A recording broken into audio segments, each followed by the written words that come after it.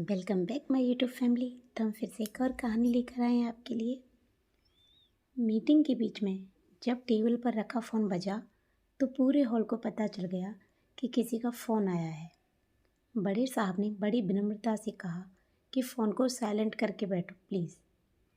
सुनील ने जल्दी से फ़ोन को उठाकर काट दिया, देखा भी नहीं किसका फ़ोन आया है। सॉरी सर बोलते हुए फटाफट फ़ोन साइलेंट की बजाय स्विच ऑफ कर दिया और फिर मीटिंग में बिजी हो गया। मीटिंग के तुरंत बाद भी अपना फ़ोन ऑन करना भूल गया।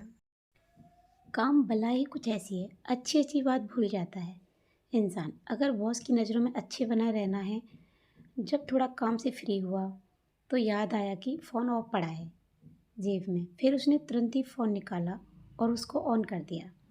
तभी कुछ सोचता समझता इसके पहले ही बीवी का फ़ोन आ गया। कहाँ हो आप? फ़ोन भी ऑफ है। माँ का फ़ोन आया था। इतना सुनते ही सुनील समझ गया कि मीटिंग में बजने वाला फ़ोन माँ का ही होगा। थोड़ा झल्ला कर बोला, अरे हाँ पता है, वो आने का ही बोल रही होंगी, करता हूँ मैं उनसे बात फ्री होकर। मगर फ्री होना उसके लिए ऑफिस में तो मुमकिन नहीं था, वो भी माँ से बात करने के लिए। माँ से तो शाम को भी बात कर सकते हैं, अभी करना क्या ज़रूरी है? ऑफिस का टाइम ख़त्म हो गया, लेकिन सुनील का अभी भी चल रहा था। फिर काम ख़त्म कर ऑफिस से घर आया। उसकी पत्नी रिया ने कुछ नहीं कहा। एक तो पहले ही लेट हो गए हैं, ऊपर से अगर फिर कोई ऐसी बात कह दी जिससे गुस्सा आ गए तो उसकी खैर नहीं, इसलिए उसने खाना गर्म करके खिला दिया। रात को सोते समय सुनील अचानक बोला, अरे तुमने याद नहीं दिलाया, माँ को फ़ोन करना था। रिया बोली, क्या करते, यह आपका ऑफिस थोड़ी है जो रात 12 बजे तक खुला रहे। समय देखो 12 बज रहे हैं, 11 बजे तो आप घर में आए, कब बात करते। फिर रिया ने सोचा यही वो समय है जब वो थोड़ा बहुत पति को ताना मार सकती है।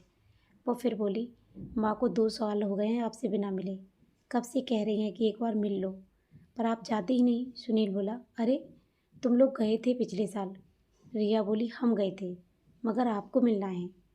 सुनील बोला, हाँ करता हूँ कुछ महीने 2 महीने में जाने का, अभी छुट्टी नहीं ले सकता। फिर वो सो गया।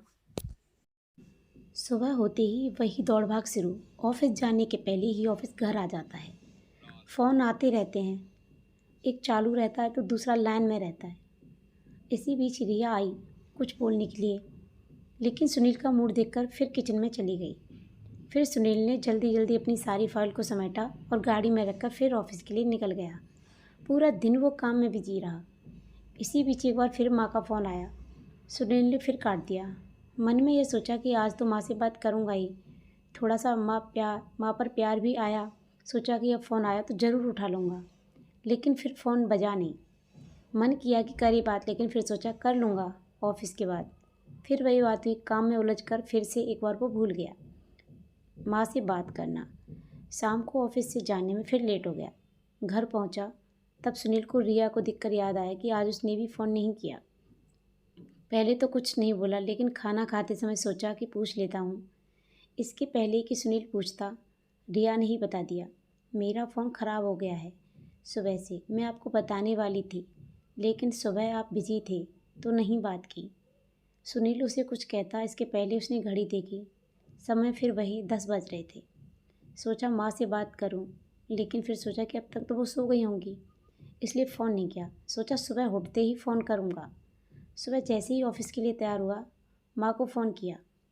फ़ोन उठाने के पहले ही सोचा कि बड़े प्यार से माँ से बात करूँगा। छुट्टी की प्लानिंग करने लगा।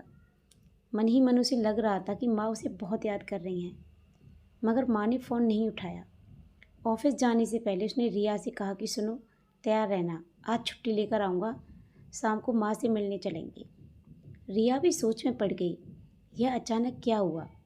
फिर बोली, क्यों, सब ठीक तो है ना, क्या हुआ है? सुनील बोला, नहीं कुछ नहीं, माँ कब से बुला रही हैं, अब मुझे भी लग रहा है माँ से मिल आऊँ। फिर ऑफिस पहुँचा ही था, तभी माँ का फ़ोन आया। इस बार उसने फ़ोन काटा नहीं। जैसे ही उसने फ़ोन उठाया, उधर से न जाने क्या बात हुई, वो घबरा गया और फिर ऑफिस से सीधा घर आ गया।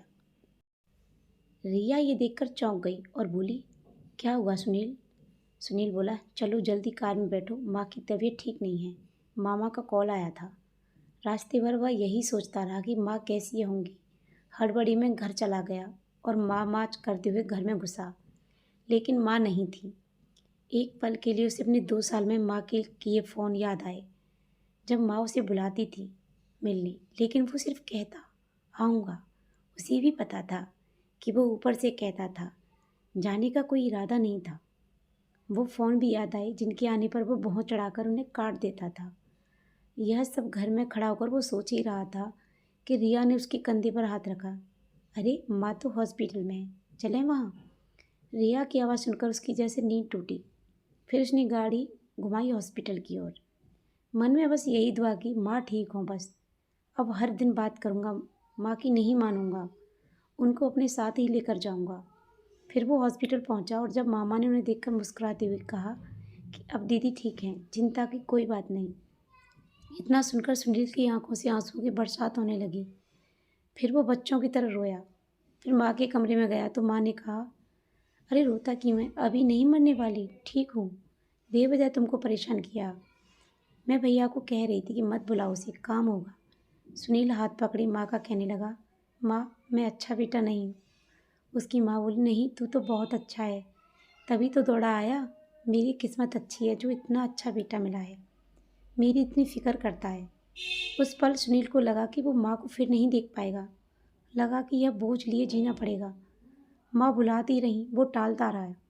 समय रहते सीख जाना बहुत बुद्धिमानी का काम है।